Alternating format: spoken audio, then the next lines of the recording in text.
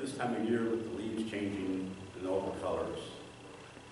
It is a beautiful time of year. Be with Kevin as he gives your word as we close out Exodus. In Jesus Christ we pray. Amen. Brother. Brother. Good morning. Good morning. As Walter was saying, we're skipping from where we stopped last week to the end of Exodus. And I realize, judging by your facial expressions, you're shocked and horrified and very disappointed. It's okay. You can read Exodus at home this afternoon without any trouble.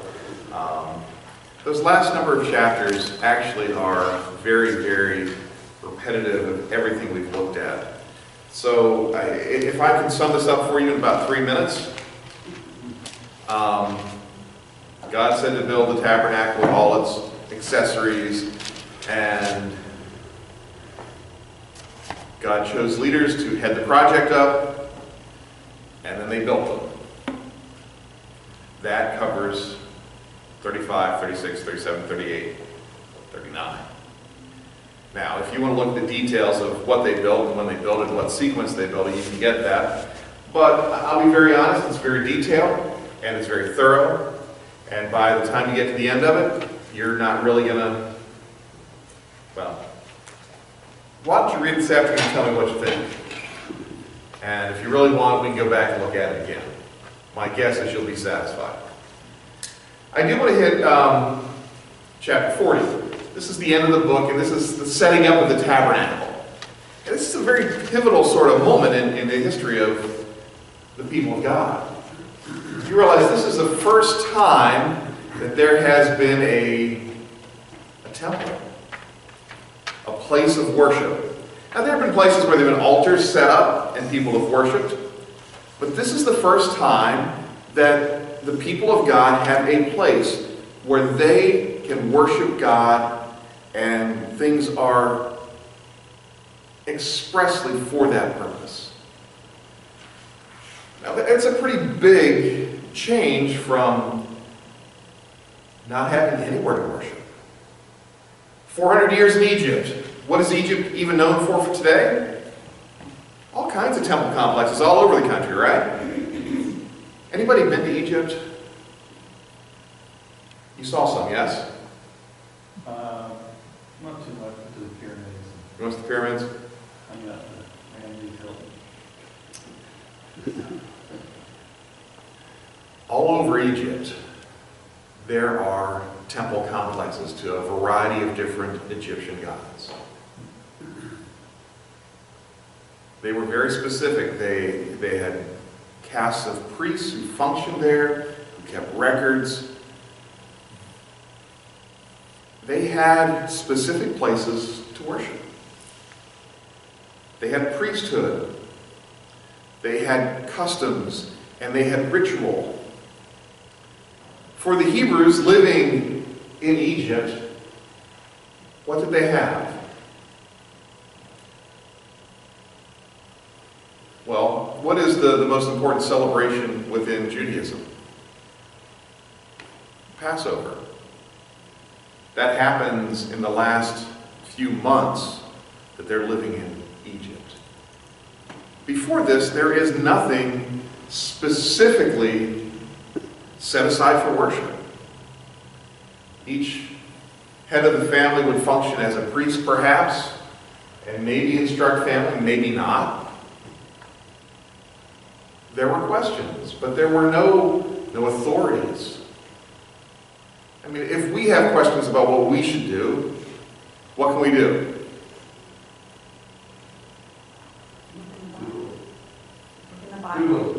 Google. We can look at the Bible, yeah. And we can search the scriptures for an answer. We also have 2,000 years of church history to help influence our studies, to give us more context for the questions we're asking. For 400 years living in Egypt, what options did the people of God have? Nothing.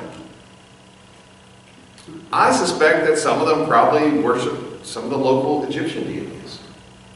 There were probably household gods that they worshiped, because we know as we go back through Genesis there are a number of times that the patriarchal families mention the household gods. This is a pivotal watershed moment in the history of the people of God. It is a point where we begin to form as a nation national practices of faith and worship. This is the point where we establish what it means to be a follower of Yahweh.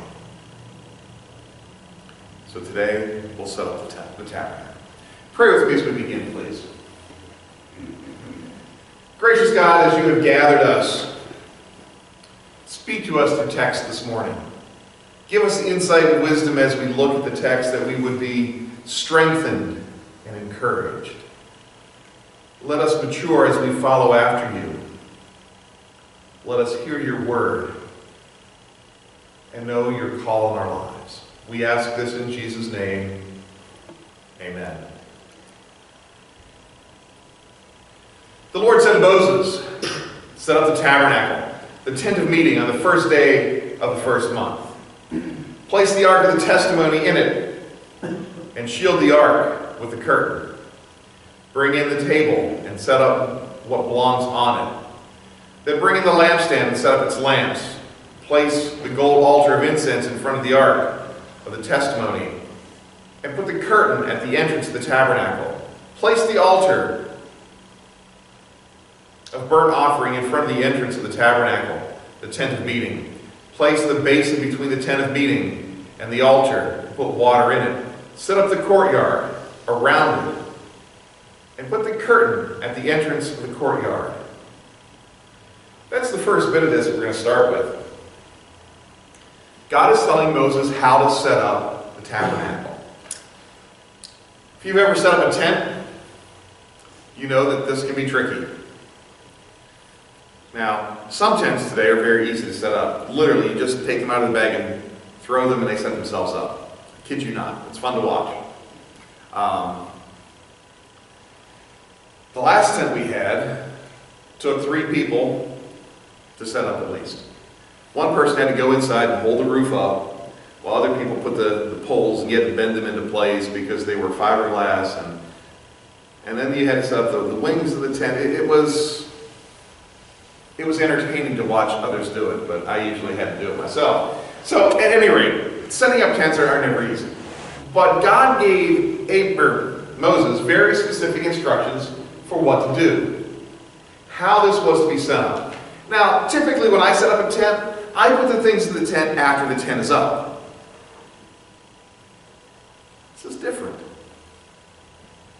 The ark goes to its place first, and everything is set up around it. Well, that's interesting. Why do it that way?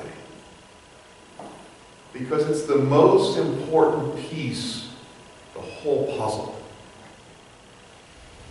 Everything is done in relationship to the ark. The ark functions in a number of different ways. At a certain level, it is a box. It's a rectangle. And it carries the 2 stones of the testament. That's why it's sometimes referred to not as the Ark of the Covenant, but the Ark of the Testament. It has an elaborate cover that goes over the top, the lid, the mercy seat, whatever you want to call it. It is a particular piece of worked gold that is not just the top of the box. It is the place where God's presence resides. In other words, this is God's throne. So when it's being set up, it is the holiest of the whole structure. This is the most important room in the tabernacle. This is the place that we will later refer to as the Holy of Holies. Now, the tent of meeting, the tabernacle, set up, the ark is in its place, and there are curtains around it. Because this holy place is not just to be accessed by anybody, and it is unique, and it is special. the Holy of Holies is, in many ways, reminiscent of the Garden of Eden. Now, why would I say that this walled-off section of the tabernacle that can't even get sunlight in because it's curtained and set aside is like the Garden of Eden? Well, the Garden of Eden is an interesting thing in and of itself. If you remember, the garden was in Eden, the garden was not Eden. So you have the garden, and then you have the land around the garden, and then you have everything that's beyond that. 3 concentric circles, if you will. You know how the tabernacle is set up? The same pattern.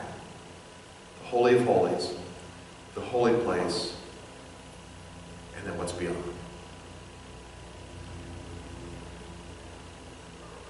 Later, when the temple is built, the description of the interior of the Holy of Holies that we're given is a garden motif.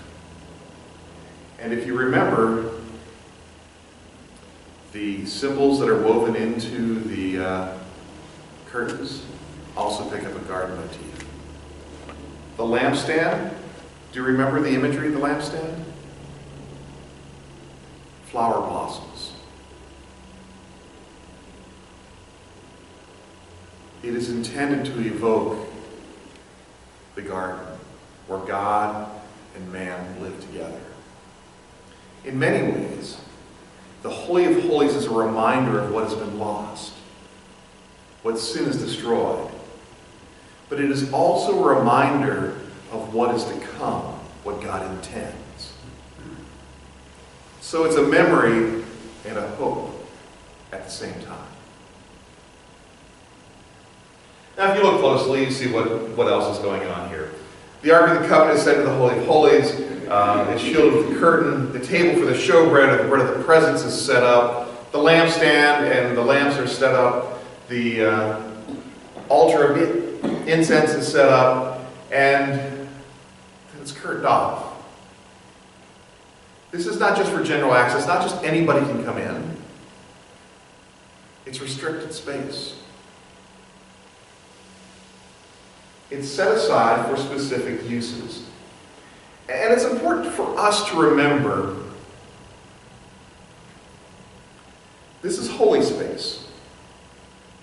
But what makes it holy space? What makes this space different than other space? It's that it's been set aside for a particular purpose. What makes the Sabbath day holy? Is it because it happens to be the 7th day of the week? No. It's because it is set aside for worship and for rest. It is holy because it is set apart as being different. What's the opposite of holy? Unholy? Everyday use. Everyday use. The profane. The opposite of holy is not evil. Profane or mundane, that's just everyday stuff.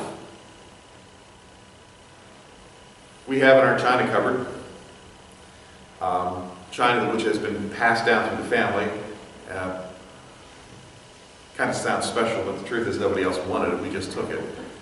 You know why nobody wants china? Waste. Nobody's a break you can't put in the dishwasher. Nobody wants to wash things by hand anymore, right? You do? So if you have china you want to get rid of, give it to Larry. And you can use it for every day. It's not going to be holy. It's going to be mundane, profane. Everyday use.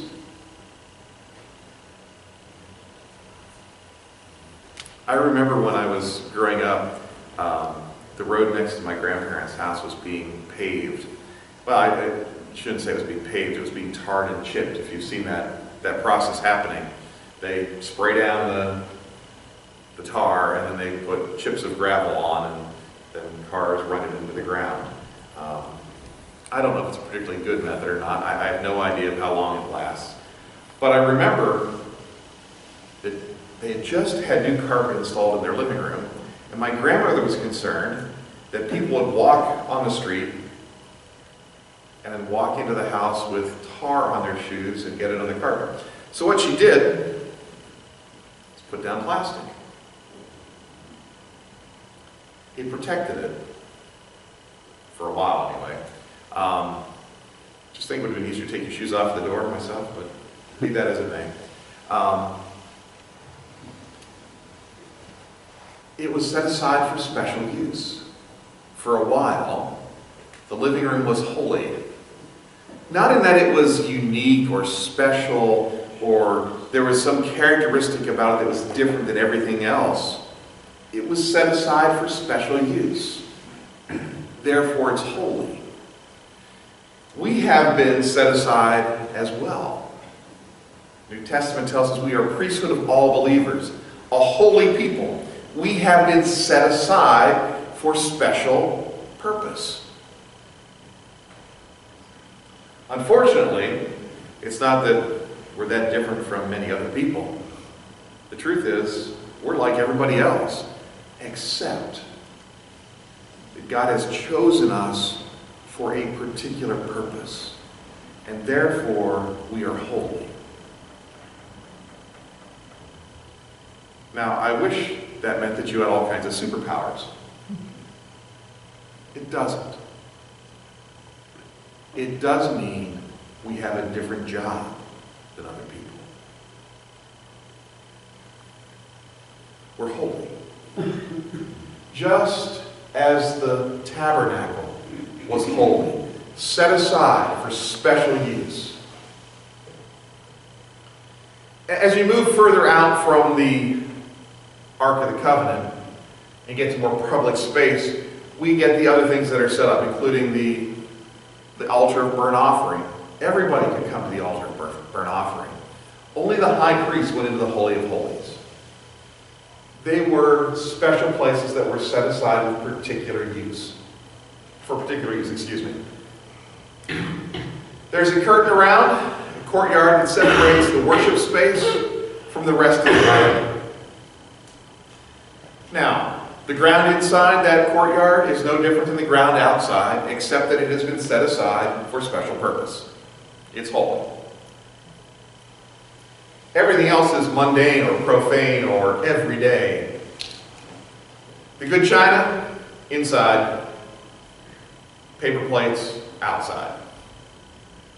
However you want to think about it. In fact, if you would take the same china, some on the outside and some on the inside, the stuff on the inside is holy, the stuff on the outside is not. Doesn't make the stuff on the outside evil, though. That's a different thing entirely. We tend to set this up as a binary, holy and evil, but that's not what's set up here. Holy and ordinary. Evil, we'll talk about that some other day, but evil is not the opposite of holy. Verse 9 picks up, take the anointing oil and anoint the tabernacle and everything in it, consecrate it and all its furnishings to be holy. Then anoint the altar of burnt offering and all its utensils, consecrate the altar, and it will be most holy. Anoint the basin and its stand, and consecrate them. So we have anointing oil. If you want me to go back and look at the recipe, what goes into it. So it's oil with some spices added, very aromatic, very fragrant. So you walk around and all the elements that go into making up the tabernacle are anointed. All are consecrated. In other words, they're labeled and said, this is holy and special. Kind of like being baptized. Being set apart. Consecrated for holy use. Now, Aaron and his sons are, in many ways, no different than the tabernacle. Verse 12. Bring Aaron and his sons to the entrance of the tent of meeting and wash them with water. Then dress Aaron in the sacred garments, anoint him and consecrate him so he may serve me as priest. Bring his sons and dress them in tunics. Anoint them just as you anointed their father, so they may serve me as priests. Their anointing will be to a priesthood that will continue for all generations to come. So Moses and Aaron, or Aaron and his sons, are anointed just like the tabernacle is anointed. They are consecrated for special use, and this sets them apart from every other family in the nation. Now, if we were going on into Leviticus, one of the things we would look at is how the camp is set up. And one of the things that we often forget is there are actually 13 tribes. I know, we tend to think of 12, right? But the Levites and the priests are that 13th tribe that camp right around the tabernacle. There are 3 to the north, 3 to the south, 3 to the west, 3 to the east. 12 tribes plus the priests and the Levites. Now, if you want to think about Jesus and the 12 disciples, same pattern. 13 is the total. You realize that through much of the medieval period, 13 was considered a lucky number? Because of Jesus and the 12 disciples makes what? 13. At some point, Friday the 13th became an unlucky day, and 13 became an unlucky number. So we've all been in buildings that don't have a 13th floor because of the superstition. But going back into the history of the church, 13 was considered to be a lucky number.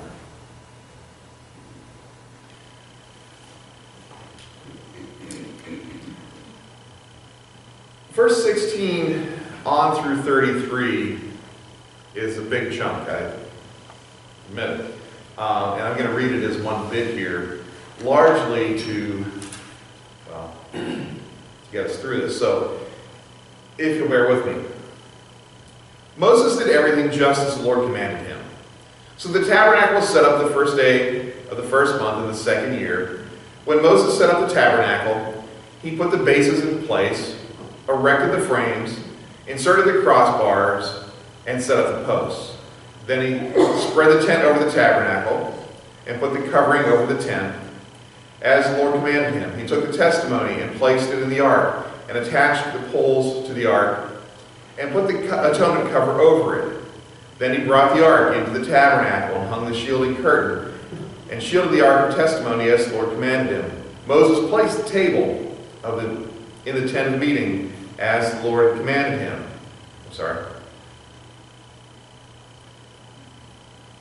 Let me try that again. Moses placed the table in the tent of meeting on the north side of the tabernacle outside the curtain. He set up the bread on it before the Lord as the Lord commanded him. He placed the lampstand in the tent of meeting opposite the table on the south side of the tabernacle. And he set up the lamps before the Lord as the Lord commanded him. Moses placed the gold altar in the tent of meeting in front of the curtain, and burned fragrant incense on it as the Lord commanded him. Then he put up the curtain at the entrance of the tabernacle. He set up the altar of burnt offering near the entrance of the tabernacle, the tent of meeting, and offered on it burnt offerings and grain offerings as the Lord commanded him.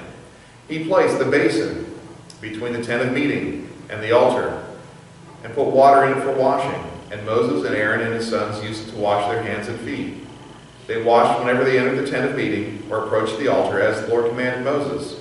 Then Moses set up the courtyard around the tabernacle and the altar, and put up the curtain at the entrance of the courtyard. And so Moses finished the work. I suspect Moses had a helper. If you've ever tried to set up a tent by yourself, I suspect you did. Most likely it was Joshua, who stayed with him and was his aide.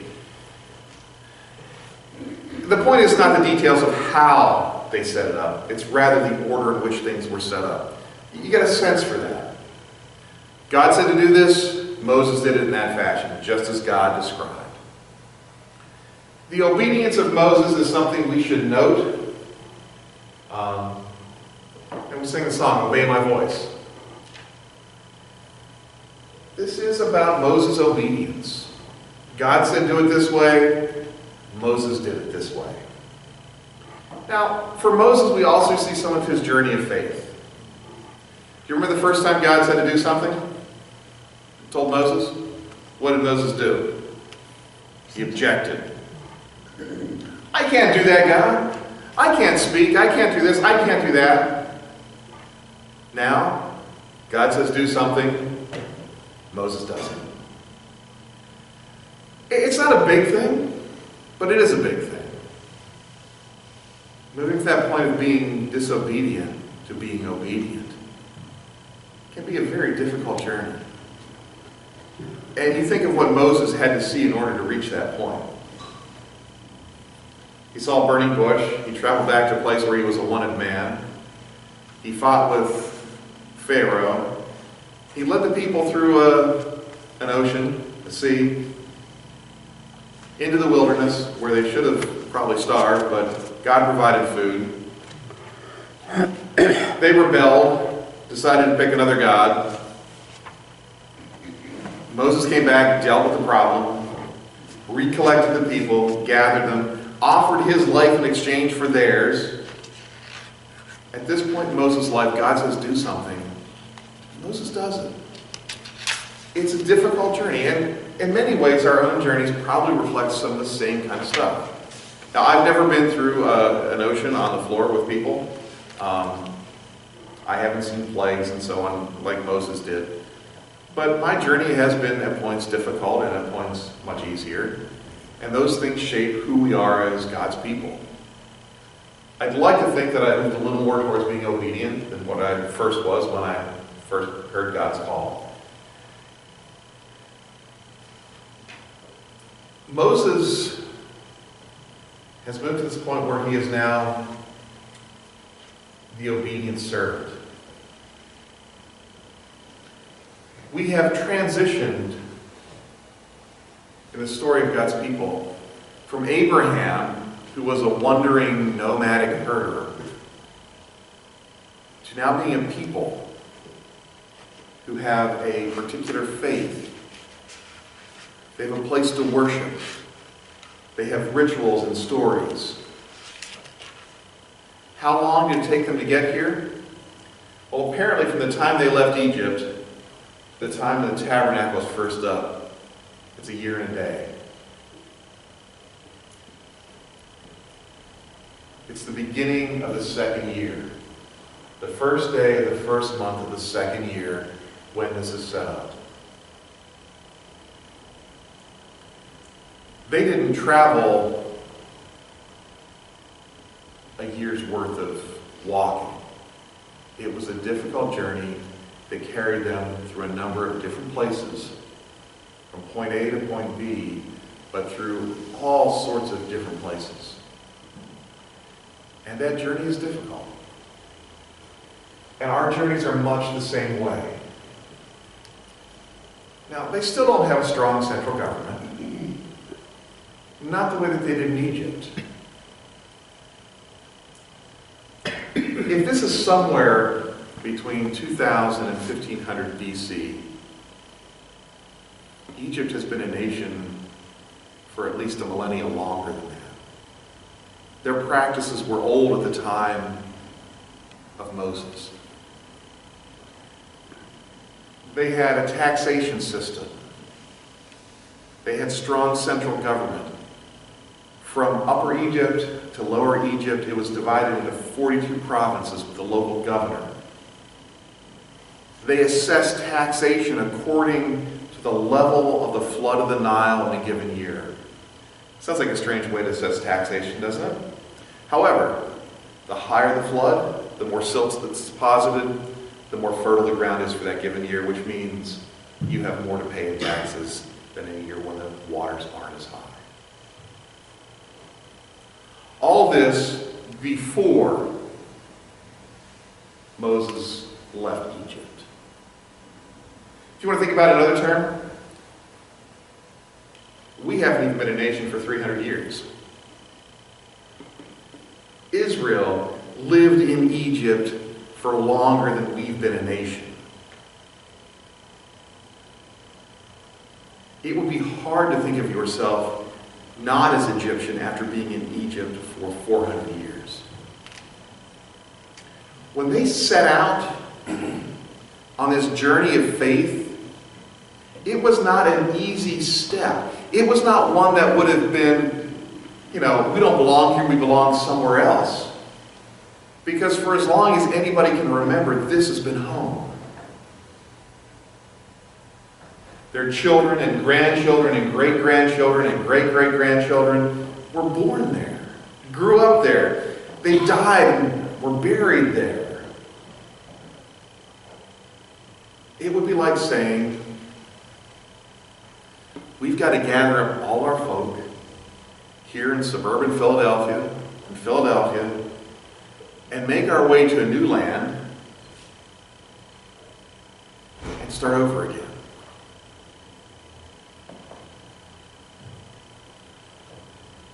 Before Moses showed up, how many Israelites do you think thought about leaving Egypt? Probably not many at all. For us, we know the story. We know where this is going. But the truth is, for those who were leaving with Moses, this setting up of the tabernacle marks the first point since they've left that they can really identify themselves as a people, with a tradition, with a story that's theirs.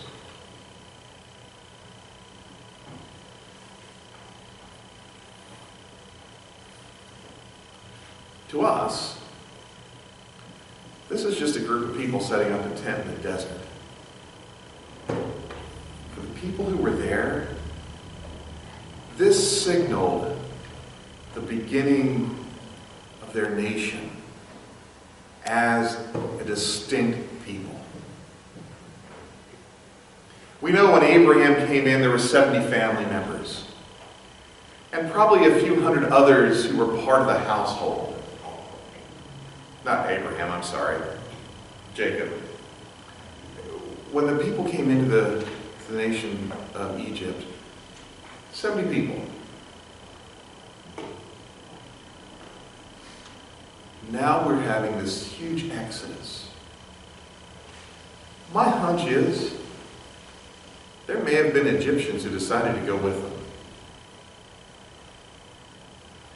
Do you really think that for 400 years people lived in Egypt and didn't intermarry? At some point through those 400 years, the Hyksos invaded, who were Semitic peoples, also spoke an Aramaic language. Don't you suppose they may have intermarried as well?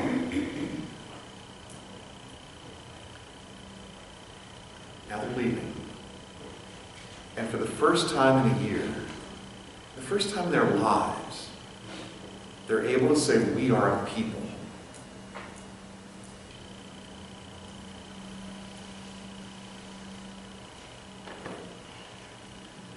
The chapter closes with these words.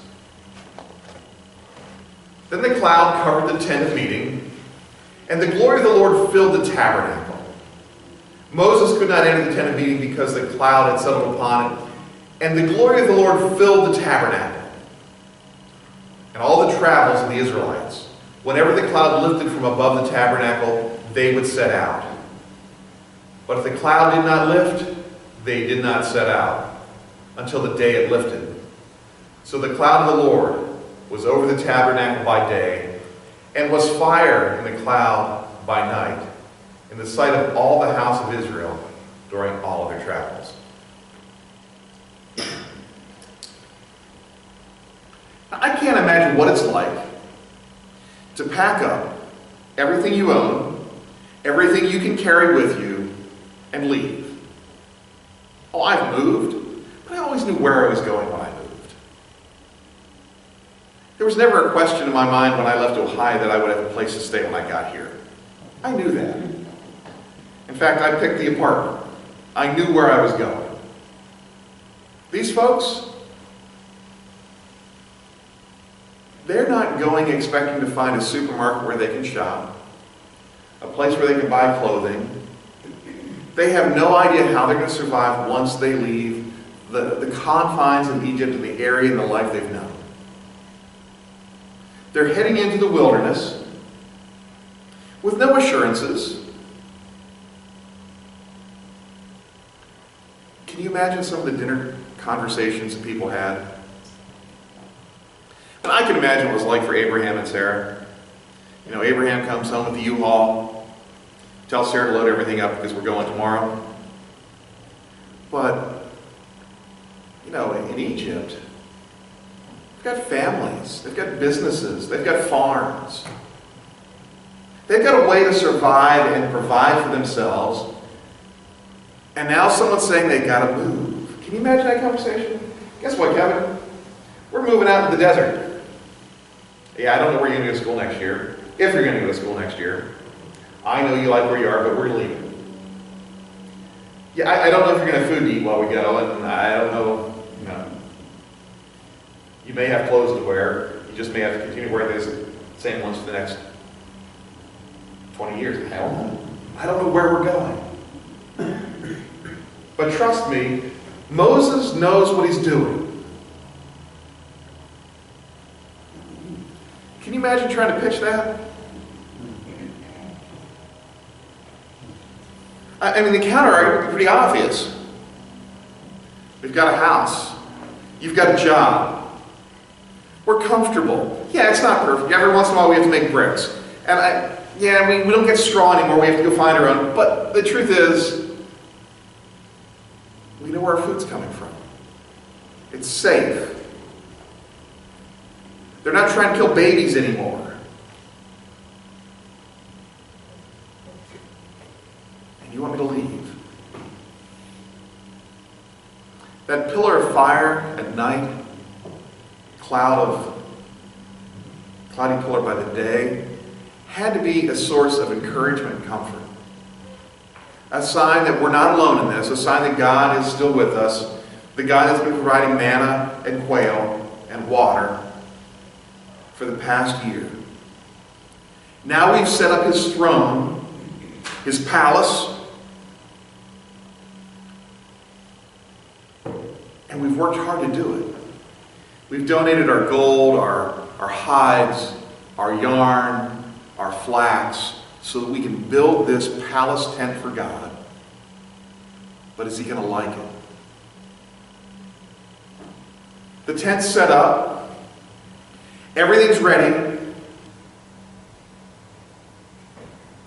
And people are waiting. Will the pillar of cloud settle over the tent of meeting or not?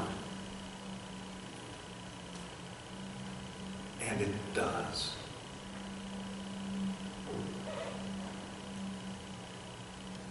I imagine there was a sigh of relief at that point. God is pleased with our work. He's taken up residence in his throne, and he's staying with us. Now again, for us, this may not seem like a big deal. Because we're all going to go home, we're going to have lunch or dinner, and we have things to do, and we don't have a lot of question marks in our lives. Oh yeah, we've got some. But none of us are wondering where we're going to sleep tomorrow night. None of us are wondering if God will be faithful or not. Because we've grown up with stories like this that continue to reinforce that you and I can trust God. As the Israelites wandered in their journeys, their constant source of reassurance was being able to walk out of their tent and look and see at night a pillar of fire, and in the day, a pillar of cloud.